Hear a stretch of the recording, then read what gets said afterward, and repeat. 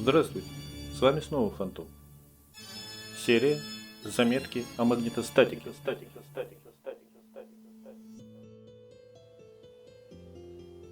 В предыдущих видео мы с вами рассматривали постоянные магниты.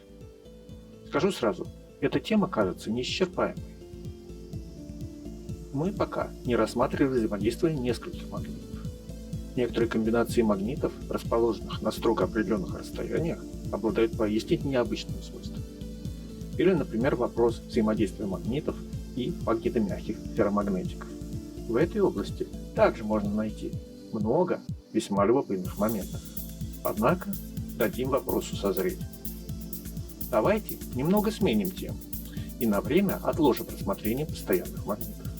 Мы обязательно к ним вернемся, однако для лучшего понимания давайте сейчас рассмотрим магнитное поле такого, казалось бы, простого объекта, как проводник с током. Ведь по гипотезе Ампера, которая из гипотезы как-то незаметно превратилась в постулат современной физики, магнитное поле постоянного магнита формируется из совокупности элементарных токов, которые создаются элементами атомной структуры ферромагнетика. Вот и давайте возьмем проводник с током и рассмотрим формируемое им поле внимательно. А то ведь как получается, несмотря на прошествие более чем 100 лет изучения магнетизма, ничего лучше рисунка железных опилок на бумаге, передовая человеческая наука на эту тему, так предложить и не смогла.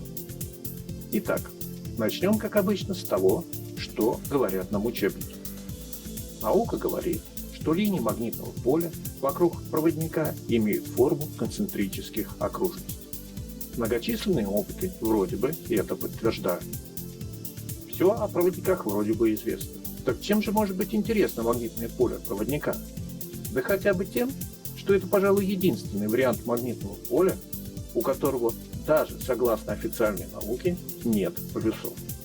Иллюстрации в учебниках демонстрируют нам магнитные стрелки, которые по мере перемещения по окружности около проводника постоянно меняют направление, указывая на ускользающие полюса. Отлично. Давайте попробуем разобраться, как такое может быть. Но для начала выскажу на первый взгляд крамольную мысль. В рассматриваемой нами локальной зоне около проводника классического магнитного поля из физики не существует. Вы скажете, а как же опилки, магнитные стрелки, магниты или другие проводники с током? Ответ вас озадачит. То, что наука называет магнитным полем проводника, проявляется только тогда, когда в ближнюю зону около проводника попадает внешний предмет, по своей структуре имеющий возможность взаимодействовать с источником поля. Без такого пробного тела магнитное поле проводника обнаружить невозможно. А еще это значит, что магнитное поле будет индивидуальным для каждого вносимого в зону возбуждения объекта. Вот посмотрите, для объекта с одной стороны от проводника его полюса будут на одних местах, а для другого объекта с иной стороны совершенно в других. И все это будет происходить одновременно и в магнитном поле одного и того же проводника. Забавно, не правда ли? Замечу, мы говорим о локальной зоне проводника. Это подчеркивается ровно потому, что уровней взаимодействия проводника с током со сторонними объектами несколько. Первый уровень – взаимодействие с веществом объекта вихревых электрических полей, составляющих проводник частиц вещества. Можно назвать его самым тонким уровнем взаимодействия. Рассмотрение деталей данного уровня выходит за рамки этого ролика. Второй уровень – это как раз то, что мы с вами рассматриваем. Взаимодействие, возбуждаемое током в проводнике внешней среды с объектом, находящимся в ближайшей к проводнике области пространства. На первый взгляд, в активном взаимодействии при этом принимает только малая часть проводника, расположенная в непосредственной близости от объекта. Это не совсем так, но пока, упрощая, согласился с этим. И, наконец, третий уровень, самый крупный. Это взаимодействие с контуром с током, как с единым целым макрообъектом. Ведь любой проводник с током – это часть замкнутого контура, состоящего из проводника и источника тока. То есть, это так или иначе замкнутая цепь, имеющая свои конкретные геометрические характеристики. Итак, Давайте пока рассмотрим второй уровень взаимодействия. Ток по проводнику уже идет, а вот полюса еще не проявлены. Поднесем к проводнику нейтральный ферромагнетик, и произойдет необычное. Магнитные полюса возникнут как бы из ниоткуда. Где именно они возникнут? В проводнике? Нет, конечно. Полюса возникнут на нашем пробном объекте. Что же произошло? А произошло следующее. В результате взаимодействия, возбужденной током в проводнике среды, из нашего нейтрального до сего времени ферромагнетика образовался так называемый наведенный магнит. Этот эффект всем давно знаком, он широко используется в электромагнитах. А как известно, любой магнит просто обязан иметь два полюса, что наш пробный объект с превеликим удовольствием и демонстрирует. Формирование наведенных магнитных полюсов зависит от направления движения тока по проводнику и определяется так называемым правилом Буравчика. Что же, давайте теперь посмотрим, как именно выглядит то самое магнитное поле проводника на нашем сканере. В этом ролике будут впервые продемонстрированы сканы с двух ортогональных сенсоров. До этого я выкладывал сканы только с одного. Напомню, как расположены сенсоры. Начнем с простого. Возьмем прямой медный проводник с сечением 0,8 квадратных миллиметров. Снимем скан сенсора параллельного проводу.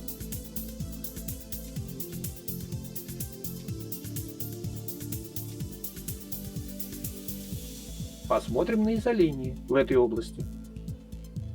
Фиолетовым цветом нанесен контур проводника. Как мы видим, изолинии поля распространяются далеко в пространстве вокруг. Можно выделить две зоны.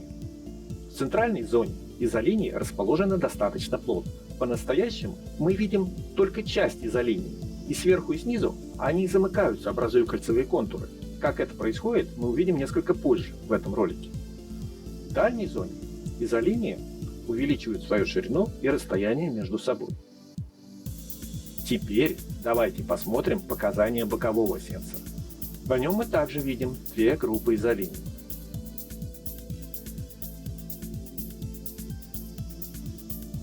А теперь совсем немного изогнем проводник, буквально чуть-чуть.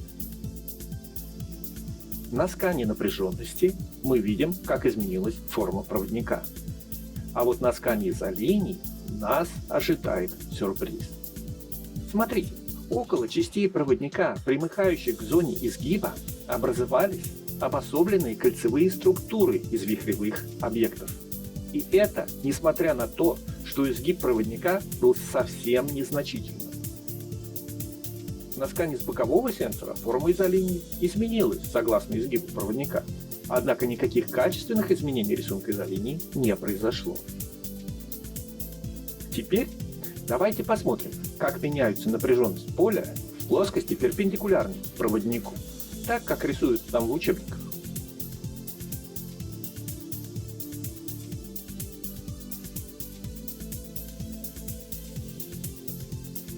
Скажем так, изолинии выглядят не совсем так, как нам их рисуют. Критики снова начнут говорить, что сканер видит некие помехи. Пусть они продолжают говорить, а мы пока продолжим наши исследования. Вы заметили, что во всех учебниках рассматривается проводник с током круглого сечения. А давайте попробуем нарушить правила и исследовать нечто иное. Возьмем медную шину размерами 15 на 3 мм. Расположим ее плоской стороной на столе и посмотрим, что покажет нам сканер.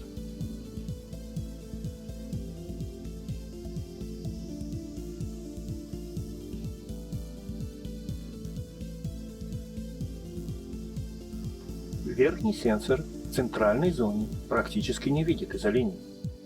Зато по бокам мы видим две группы изолиний высокой плотности.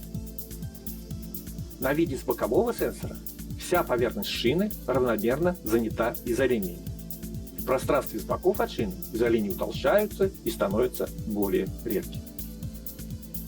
Теперь поставим медную шину на торец и повторим сканирование.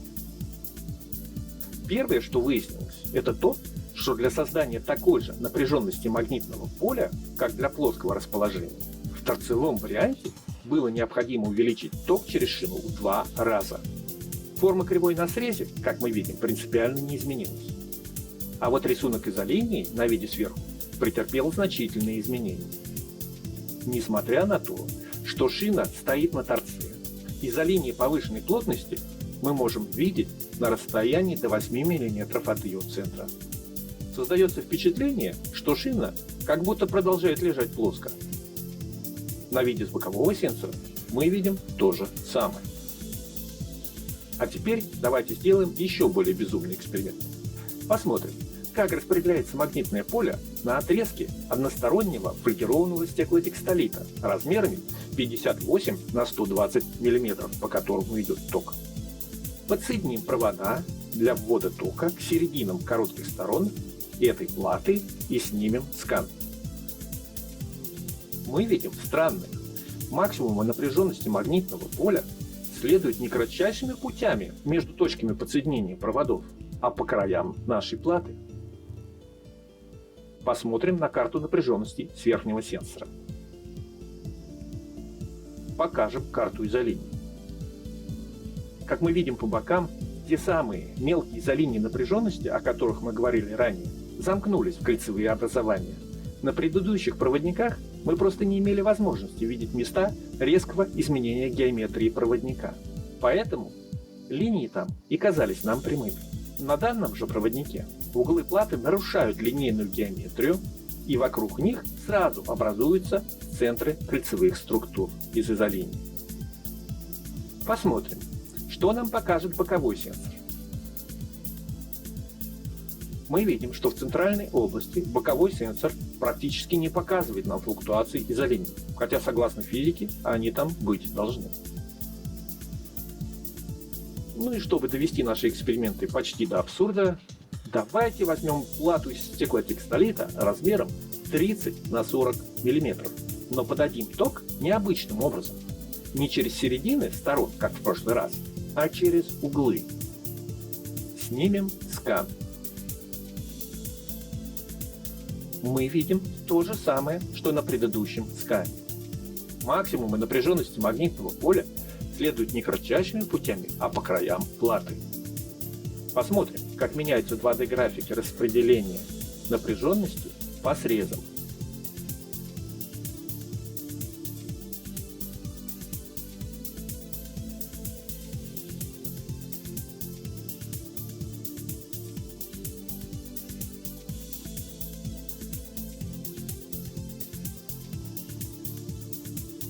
А теперь взглянем на карту изолинии.